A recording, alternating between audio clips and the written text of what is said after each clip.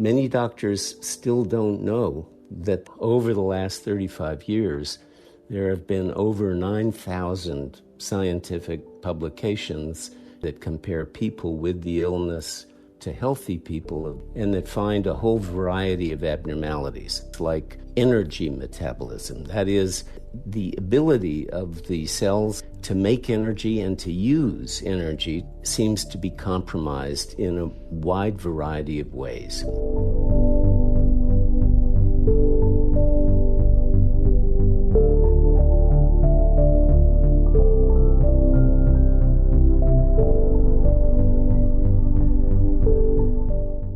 When I was at medical school, I was told this illness was hysteria. In fact, at the time I was at medical school, a paper came out in the British Medical Journal describing ME as mass hysteria. So we left medical school believing that we weren't going to see people with this illness, and if we did, it was all in their minds.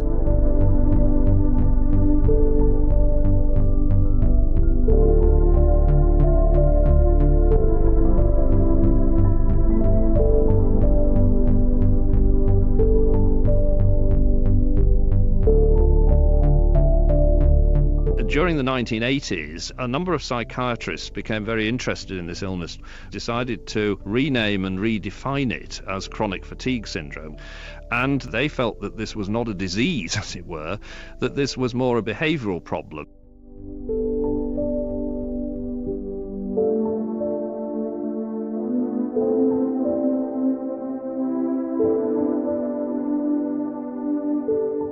And this is the theory that CFS is itself the result of unhelpful cognitions and dysfunctional beliefs, where patients are seen to be hypervigilant to normal bodily sensations, and where symptoms result from deconditioning and dysregulation caused by sedentary behavior and stress.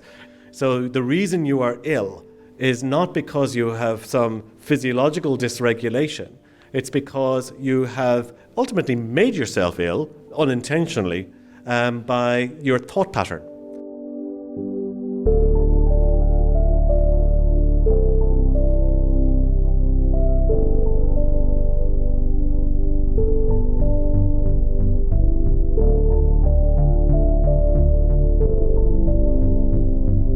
I think the cardinal parts of the illness are what's called post-exertional malaise, where any kind of effort, physical but also mental, makes all of the symptoms worse, typically about 12 to 48 hours afterwards. When you look at the patient perspective, post-exertion malaise is described as a debilitating crash following minimal exertion that can take weeks to recover from.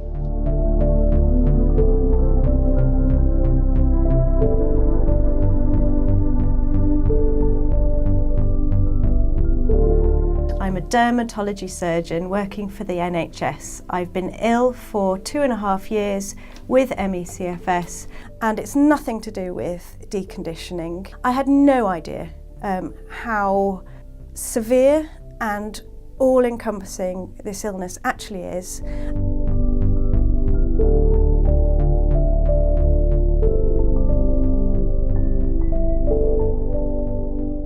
I looked on the NICE website and I read that this was an illness that would get better with cognitive behavioural therapy and graded exercise.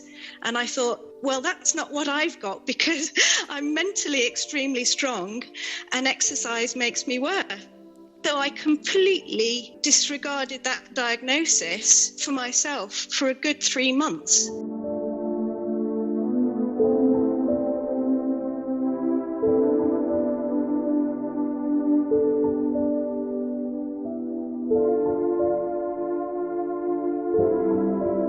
We know that this is not a mental health condition. It's not an illness that is perpetuated by psychological factors. And we know from our own surveys that graded exercise, in actual fact, makes about over 50% of people with this illness worse. The first graded exercise program I tried was early on in my illness, and it made me much worse. Most people I know with ME have exactly the same experience with it. And then I was given graded exercise therapy, and after that I was completely bedridden for 2 years.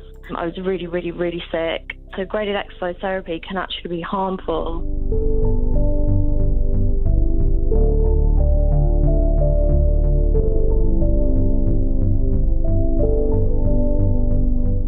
I have seen scientists writing in journals like this, Journal of Health Psychology, calling out the PACE trial.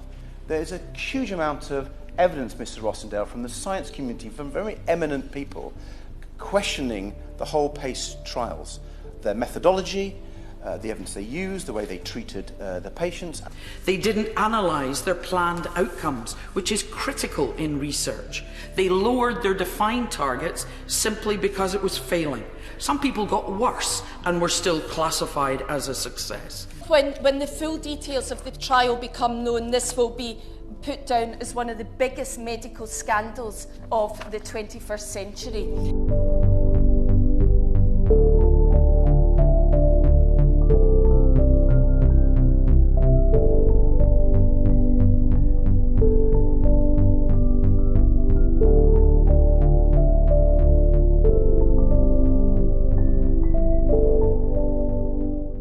But ME is a poorly taught condition. It's a sort of unofficial orphan condition. It's still not taught as an undergraduate subject. It's not taught properly as a postgraduate subject. The psychiatric lobby seem to have just cornered the market in terms of getting money for services, research, and also education.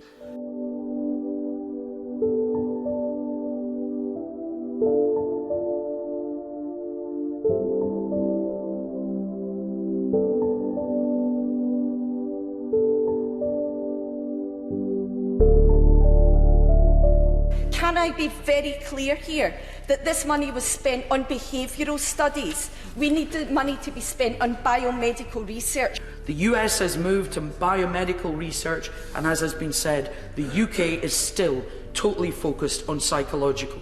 And at the moment, the only real funding of research is by ME charities themselves. There are no drugs coming down the pipeline, no procedures. And it means we are dependent purely on management and support.